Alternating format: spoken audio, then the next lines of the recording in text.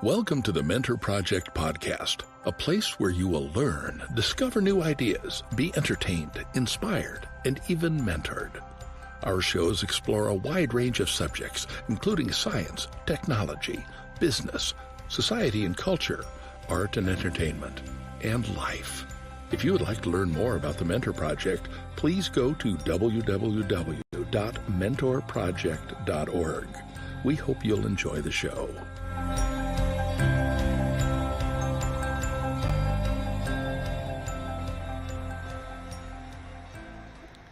We have a full house today for our weekly update. The music was so excited that it kept going, I guess.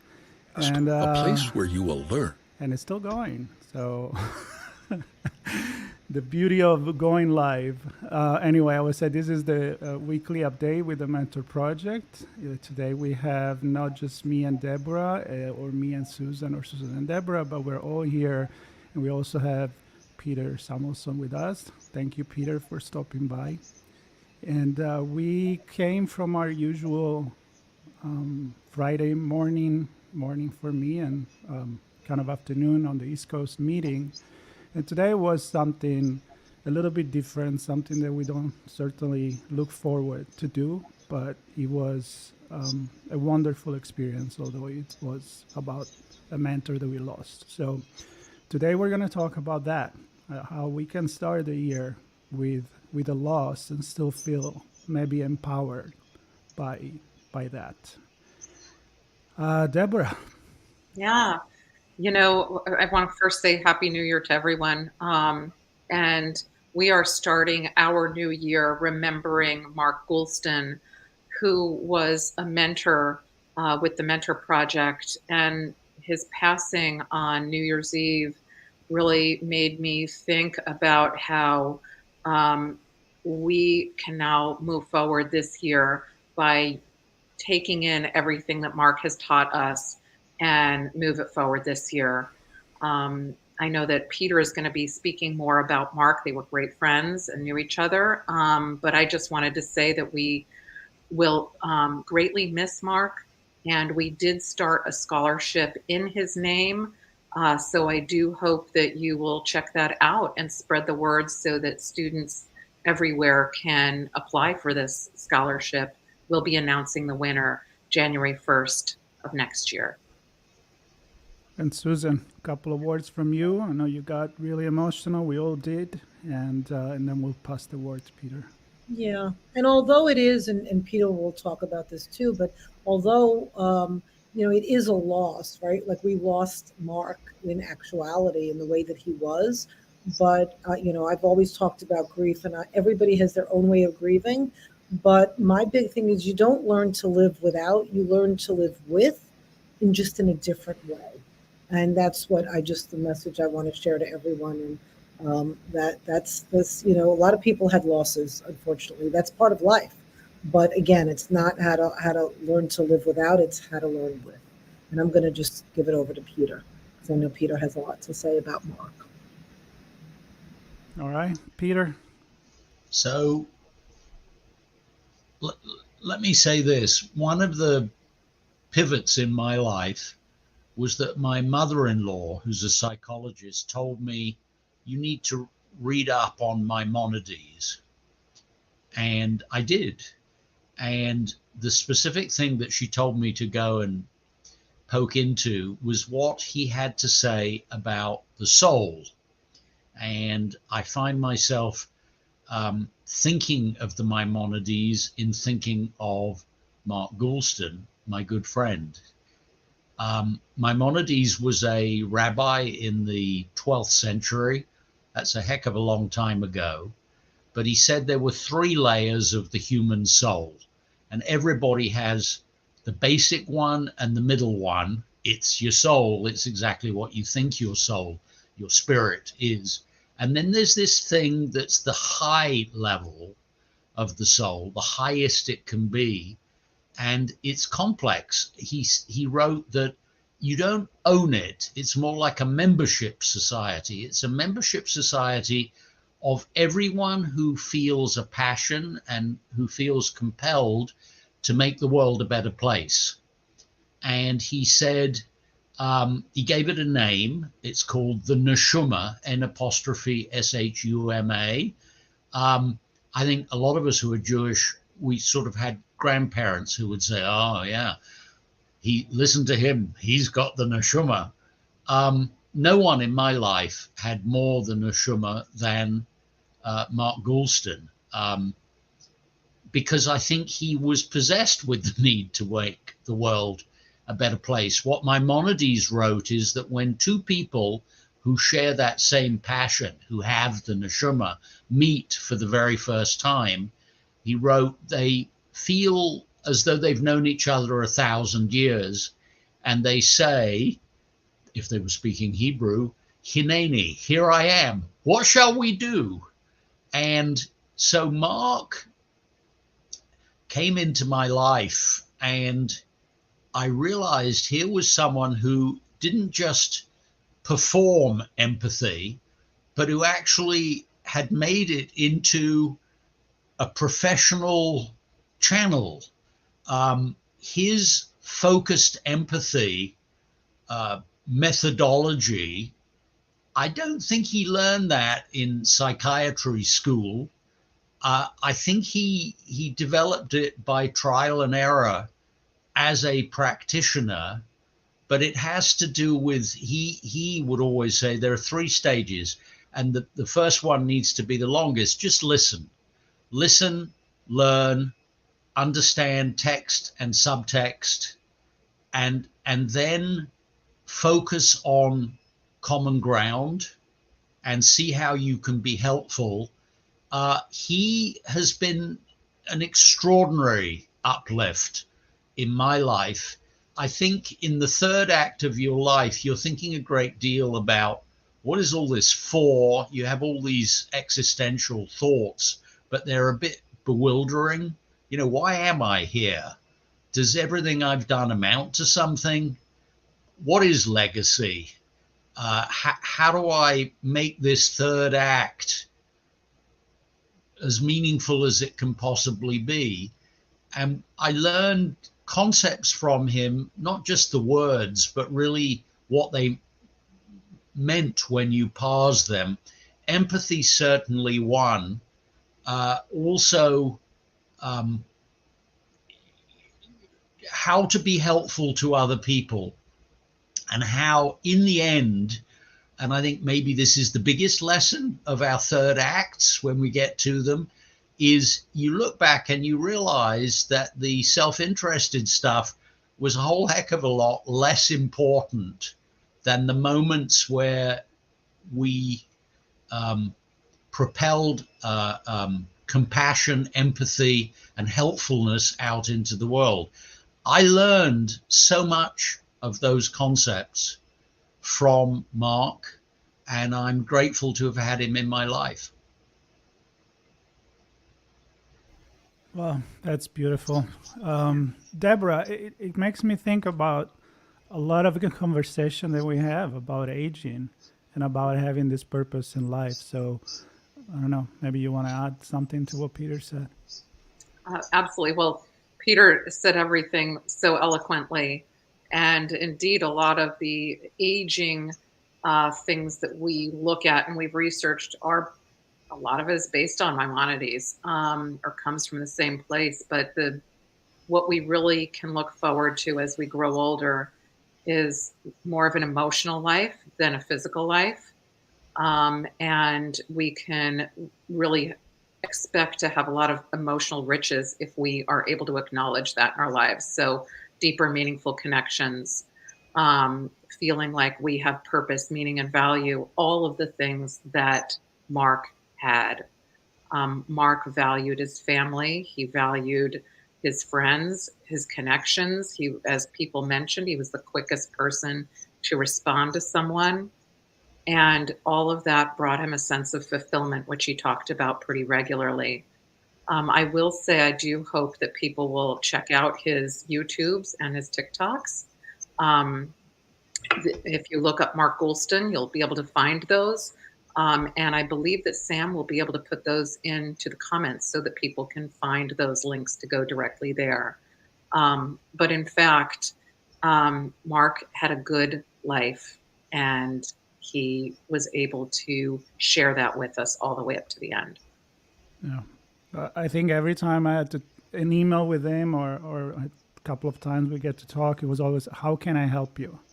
It was the first thing coming out of his mouth. So that's just tell a lot about him. And he did it until most recently, even in the last time that we had it on the meeting. So Susan, I think we talk a lot about the spirit of a person living on. And I think that goes behind any religion or any belief. I mean, it's something that, you know, we want to believe, we need to believe, like the memory of someone. What is the best way to start the grieving process and to make it a positive thing? I know you deal a lot with this in your profession. Yeah, and again, I'll just underscore that it really depends on the individual, because everybody has their own grieving process. There is no right way to grieve. The way that we grieve one person or one loss might be very different, even within ourselves, as to what we need. And I think the biggest thing is just to take the memory of that person and just hold it, you know, and just think about all of the wonderful things that you got from that person, and allow them to live on within you. And it's okay to feel your feelings. You know, on the call, yeah, you mentioned I became very emotional, and that's okay. And so you need to be able to feel the pain. Like it still is a loss. And so, you know, with keeping the memory, there are going to be moments where it's painful, and it's okay to have that. And just be self-compassionate and just think. And, you know, the other thing, Mark was very funny. You know, that's something that I mentioned, and, you know, people would laugh with him because he made us laugh. And I'm getting the chills as I say that, because, you know, I think that, you know, I had talked about the first night that I found out, you know, it was in the middle of the night, and I was like rereading some things he wrote. But then so I was like in pain, you know, feeling the loss and the shock. But then I thought about like things that he had said, and it made me laugh, and I felt good. And so, you know, there's an expression about using the love that you experienced in a relationship to help you get through the pain of losing it. I didn't say it quite as eloquently as there's a phrase, but to use that, like in this case with Mark, you know, what would Mark say? What would Mark want you to do? And that can be really helpful, and that does keep the person alive. And I just want to add one other thing. We've talked here, you know, it's the Mentor Project. We've talked about Debbie's concept, lateral mentoring. I think that Mark was the epitome of lateral mentoring.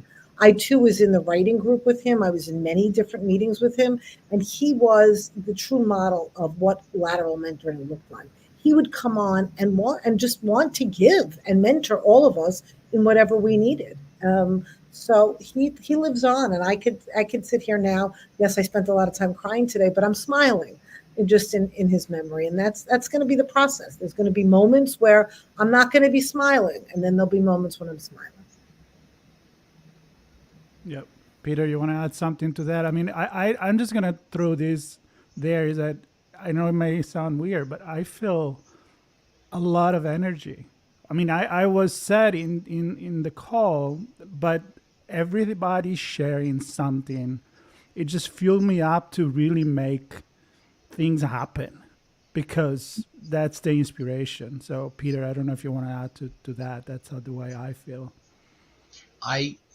While we were on in that remarkable Zoom that we just had around, you know, our sense of Mark and how he lives on, I emailed Fred and Debbie, and I said, this has enormous value, but a thing perhaps to think about going forward is I actually think it's possible to do one of these Zooms while the person is still with us and have them on. And I think that, I mean, we did that with my dad. We were all a bit trepidatious. Is this weird?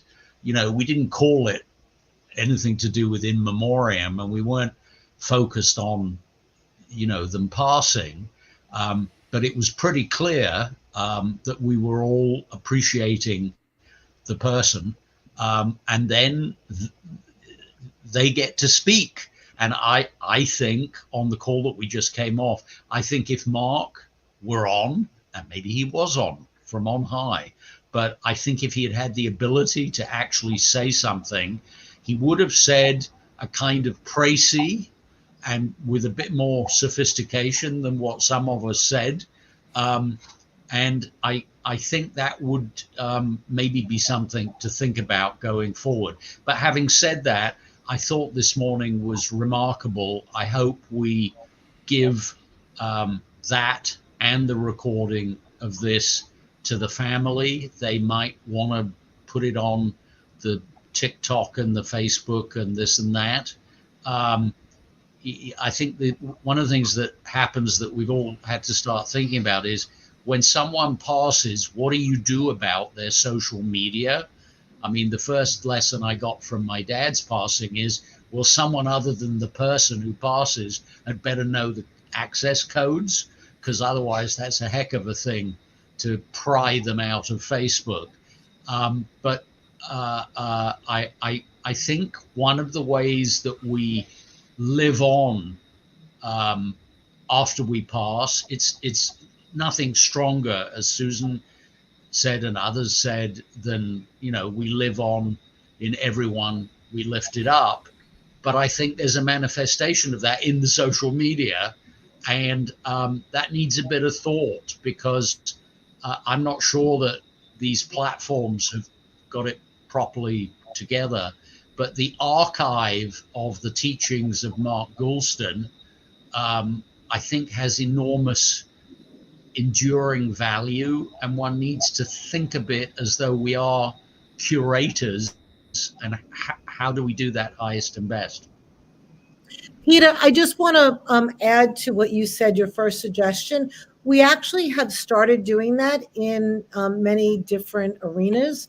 And Debbie, I don't remember if we did it with Mark. We do it around people's birthdays. So we started doing this during the pandemic a few years ago. I know on another call that I'm on that we started doing this on Saturday nights, where we actually go around and do exactly what you suggested. And we then started doing it on the Mentor Project too, and it was somebody's birthday. I don't know. Did we do that for Mark? Always, others are ahead. When you develop a film, you're constantly thinking about emotional impact. I had in my mind's eye a picture of a great big Zoom with 100 people and Mark, where we're all saying lovely things about Mark, and then he says his piece. And then I thought everyone could have received as a PDF to print out, but don't show it yet, a thing that you would hold up with a headshot of Mark, and it would say Team Goulston at the top. And I thought that would be, can you imagine what that would be? An image that would live on for 100 years. I think we're going to do that. We're going to instate that again, Peter. That was such a good idea. And there's no one who complained ever about having one of those, in life memorials of someone. So yeah, good absolutely. Idea. And I could definitely add a lot more on the living in social media and the digital legacy that we have nowadays. Before the internet, before social media, only people that could make movies or that could write books, they would have a legacy, something that stay music. I mean, we still listen to Mozart and Beethoven and Vivaldi. And now we all have this legacy. I mean, I invite everybody, honestly, to go and listen to the podcast that Mark did with amazing people. He had a great podcast going on, and you'll get to know him. It's right there. It's still there talking. We got to the end of this. Peter, we want to have back, of course, in these updates, because people need to know you as the things that you do and who you are, and not just because of the unfortunate reason why we talked about this today. But I think it was positive. I'm really feeling energetic. I want to wish everybody, again, a Happy New Year. I hope you got something, a good lifting of spirit out of this and didn't get you down. And Deborah, just say goodbye, everybody, for us as the Mentor Project. And I guess we'll see everybody next week. Happy New Year, everyone. And I hope that it's healthy and happy for everyone this year. Thank you. Thank you, everybody.